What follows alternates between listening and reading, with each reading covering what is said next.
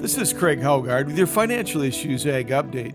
Well, corn prices traded higher on rumors of Chinese buying supporting the market. Talk that China was sniffing around for dried distillers grains gave a much-needed lift to U.S. futures.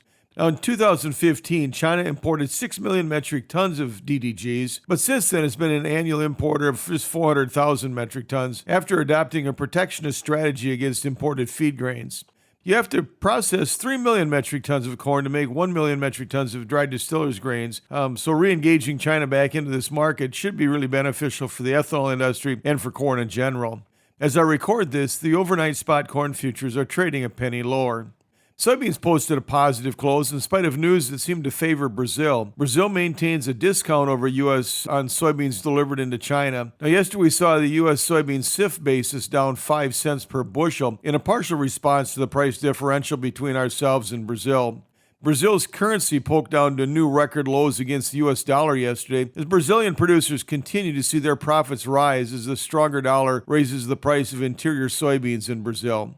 In other South American news, Argentina made it official and announced that they are moving the export tax on soybeans from 30 to 33%. Finally, NASS released its January soybean crush numbers yesterday at 188.6 million bushels, which would imply annual usage of 2,090 million bushels, which is just 15 million bushels less than the current USDA projection. In the overnight trade, we have spot soybean futures continuing yesterday's action and trading 3 cents higher. Wheat closed higher yesterday in spite of world FOB values softening, particularly in Russia. Concerns about the potential for a dry spring and summer in the southern plains provided price support for the session.